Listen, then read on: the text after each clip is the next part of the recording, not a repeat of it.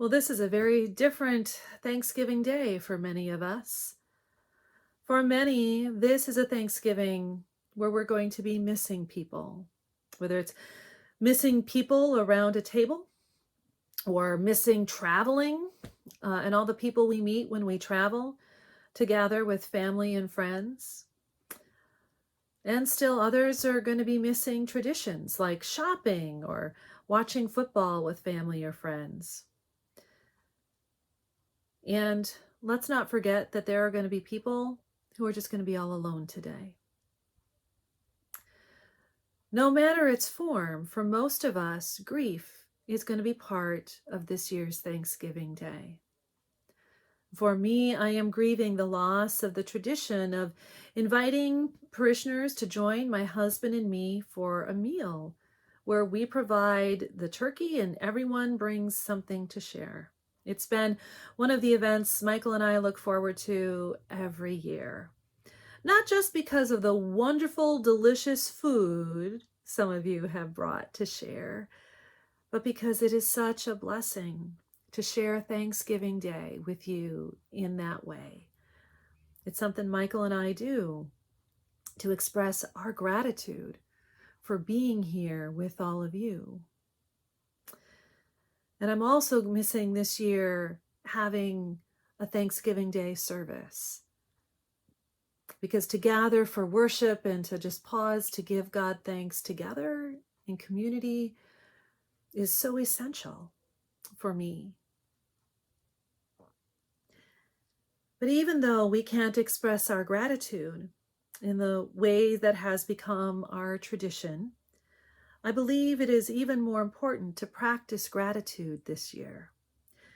Because this year is one of so much uncertainty, anxiety, fear, frustration, and has revealed a lot about our country, our lives, our institutions, some of which might be things we don't really want to look at.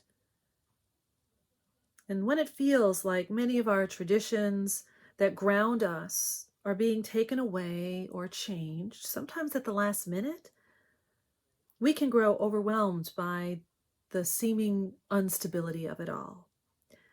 And this is where practicing gratitude can be a big help. I recently attended a virtual retreat for campus ministers in Province 5. Now, Province 5 is a collaboration or group of Episcopal dioceses in the states of Ohio, Illinois, Indiana, Wisconsin, and a couple others.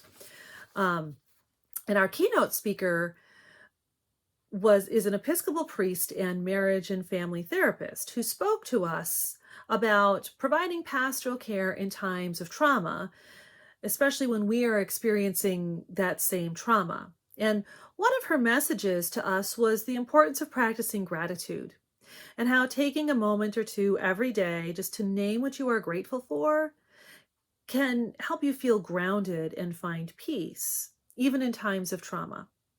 Gratitude can help you find the stability you need in uncertain times when things are changing so quickly. Now, there's lots of ways to practice gratitude. We can write them down in a journal every day. Just pick, every day you're going to write down 3 things or 10 things or whatever number you feel comfortable with.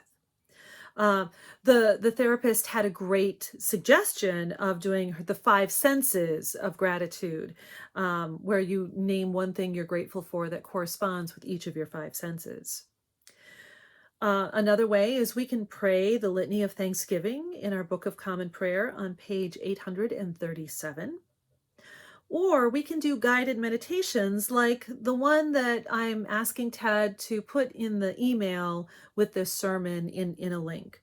It's a beautiful video, a little short movie with a wonderful guided meditation about some of the things in our everyday lives that we can take for granted instead of paying attention and being grateful for.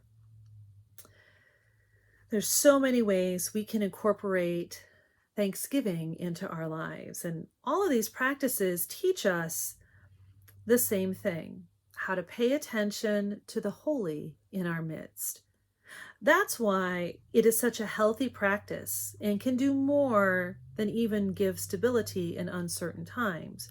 When practicing gratitude becomes a way of life, we can begin to find things to appreciate even in the people who irritate us or who we fail to understand or who we disagree with.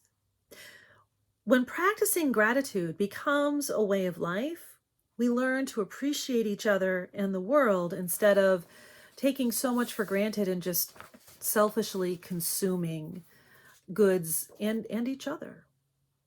Practicing Thanksgiving can help us see our shared humanity in our family, in our neighbors, even in those people that we don't like, maybe even can't stand, and can help with the healing of the harmful divides in our lives and in our country.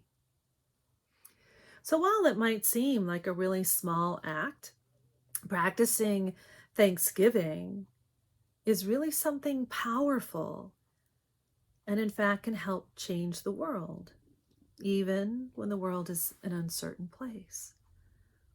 And on this Thanksgiving Day, know that I miss you so much. I miss gathering together for worship. I miss gathering together for a shared meal. And I'm remembering all the laughter and the joy that we experience when we come together, in part because of the holy in our midst. And on this Thanksgiving Day, I want you to know that one of the many things I am grateful for is for being your rector here at Church of the Good Shepherd. I'm grateful for all the ministries that we get to participate in. I am grateful for the community, our neighbors around us, whose lives impact us and who we hopefully are helping to impact and make a positive difference in through our ministries. I'm so grateful for this day, even though we are apart. I'm grateful for the technology that allows us some kind of connection. And most of all, I'm grateful for you. However this day is going to look for you, whether you still get to be with some family or some friends in person or by Zoom, if you end up having to be alone, know that I am deeply grateful for you. And I pray for the time that we will be together again. Remember always, God loves you so much. And so do I. And I wish you many blessings on this Thanksgiving Day.